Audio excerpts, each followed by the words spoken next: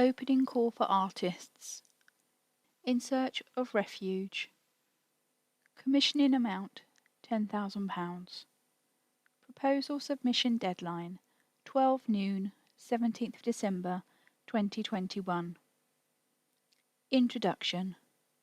The Kent-Medway Museum Partnership KMMP NPO seek artist proposals for a new artwork which will explore the often hidden links and impact refugees have had upon our collections, towns and communities, both past and present. Submissions from artists or artist groups working in any medium are welcome.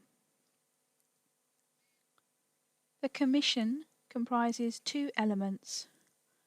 The chosen artist or group will be commissioned to research the links and impacts of refugees as found in the collections of the KMMP NPO partner museums.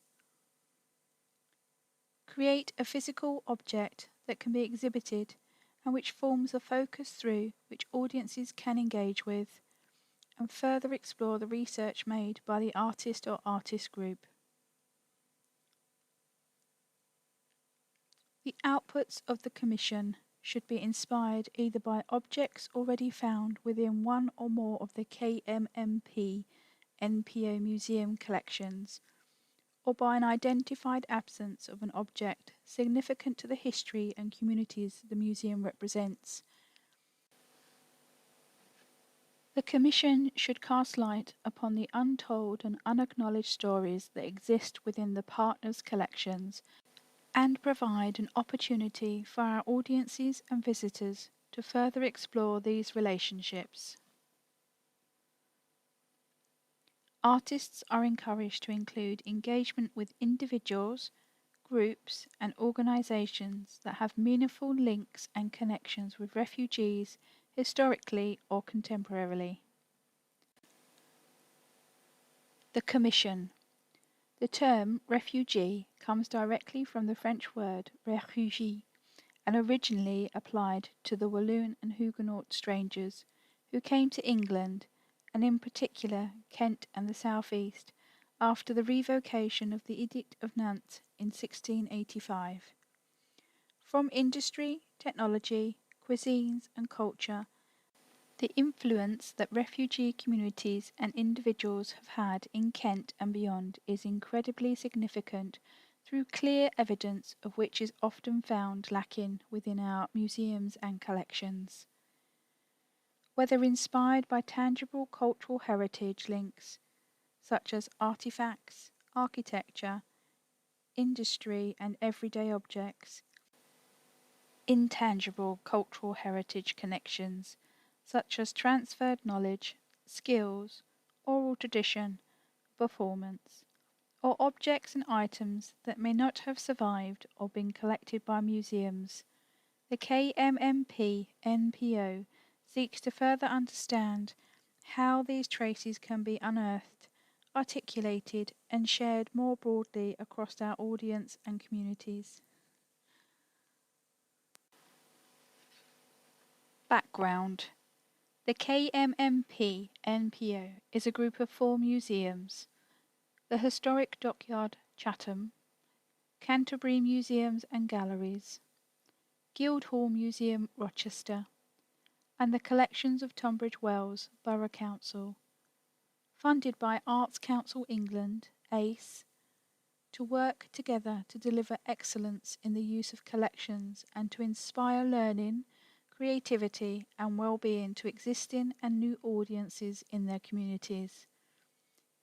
This commission is part of the KMMP NPO's ambition to produce artworks that encourage audiences to think about what is collecting, what makes a display, which stories are being told as museums, who is best placed to tell them. Previous KMMP NPO commissioned artworks include A Mirror for Remembering by Alex May, an immersive VR investigation into the complexities and growing necessity to address the preservation and permanence of the digital artifacts that form an increasing part of our everyday lives. 10 Songs for Allah, a sound-based commission working with 10 artists from across the globe, inspired by an almost 2,000-year-old figurine held in the collections at the Guildhall Museum, Rochester. Budget. The commission is for the value of £10,000. This amount is to cover artist fees, expenses, research, production, and delivery of the work. Payment will be made in 3 instalments. Instalment 1 on the award of the commission. Instalment 2 on developed design sign-off. Instalment 3 delivery of the work. Dates. Proposal deadline 12 noon, 17th of December 2021. Online interviews for shortlisted artists. Week commencing 24th of January 2022. Successful artist appointed. Week commencing 31st of January 2022. Delivery of work 25th of April 2022. Eligibility and practical considerations. Artists working in any medium and at any stage of their career are invited to apply. Proposals may come from individuals, partnerships or groups. People from Black, Asian and ethnically diverse migrant and refugee backgrounds are underrepresented in our collections and commissioning, so we particularly encourage applications from people identifying in these groups. 1 or more artworks may be produced, though works must be created as a physical 2D or 3D work. The work will be shown with the partner museum's collections and as part of a touring exhibition alongside the previous commissioned works. We welcome works that can be exhibited outside of standard gallery and museum settings.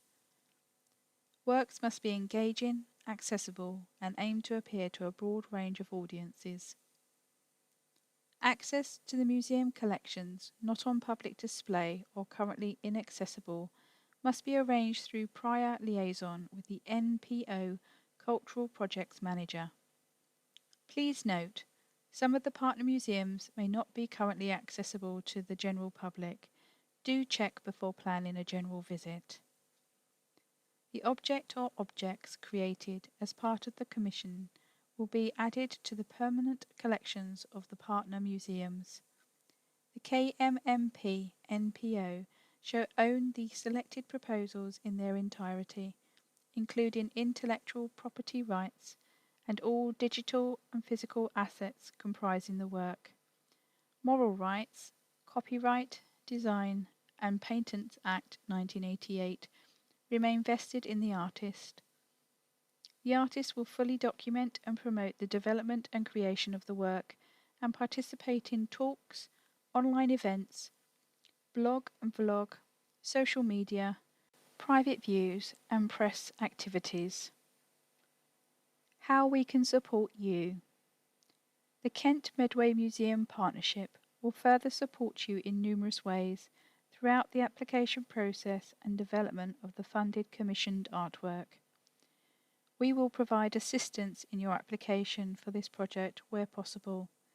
This can be through correspondence, conversations, and checking all desired information has been submitted correctly. We are open to a variety of ways in which you can apply for this project and can support additional access requirements if requested. General assistance will be available for administrative, press and comms promotion. Alongside helping with additional access to collections, specialists and networks, the team can provide support in engagement and workshop activities, touring and exhibiting the work. We endeavour to enable your development as an artist and professional, providing guidance, peer feedback and reflective evaluation. Your work will be accessioned as a permanent object within the museum collections and be cared for by our specialist teams. How to apply. Applications can be written or provided as a video or audio. If these formats are not accessible to you, please do let us know by emailing arts@tunbridgewells.gov.uk or call in 01892 554 613. Before applying, we strongly recommend visiting our museums where possible and familiarising yourself with the stories and objects on display and within our collections. Please include the following in your application. An expression of interest which includes A. Contact details including any relevant website or social media accounts. B. Artist statement or bio, maximum 1 A4 side. C. Up to 4 examples of recent related work. This may be in the form of supporting attachments or links with brief descriptions, up to 150 words. 2. Artist proposals which details how the artwork would meet the brief of the commission, up to 500 words, and a maximum of 4 accompanying files, sketches or references in support of your proposed new work. 3. Draft schedule and budget including a rough breakdown of fees and expenses, production, delivery and any relevant running costs. Written applications should be no larger than 10 megabytes. Video or audio application should be no longer than 10 minutes and transferred via WeTransfer. All proposals are to be sent to arts@tunbridgewells.gov.uk. About the KMMP NPO partners. The Rochester Guildhall, built in 1687, is one of the finest civic buildings in Kent and home to the Guildhall Museum. Founded in honour of Queen Victoria's Diamond Jubilee, the museum tells the story of Medway through lively, interactive displays of its wide-ranging collections. Highlights include magnificent plaster ceilings, newly restored and regilded weather vane in the form of a fully rigged 18th century warship, and a full-size reconstruction of part of the Medway prison hulk. Rochester is home to Rochester Castle, the history of which traces the various changes of power in the southeast and England. Due to its significance as a strategic location, Rochester has paid witness to historic changes which are reflected in the museum's varied collections. Today, Rochester continues to provide sanctuary for those in need and is home to several organisations working directly with refugees. Tunbridge Wells Borough Council Collections houses 60,000 objects and shares the special story of the borough through fantastic collections of local history, natural history, Tunbridge ware, costume and textiles, toys and games, photography, folk art, fine art and more. A significant proportion of the collections reflect the borough's connections to the working and utilisation of surrounding farms, fields and woodlands. Such areas are linked to trades and crafts, including agriculture, iron production and weaving. Industries strongly associated with refugee, migratory and transient populations throughout their history and development. The story of Kent's Spa Town is featured throughout the collection, highlighting stories from the decadence of the manor house to the Spartan lifestyle of the humble hop picker.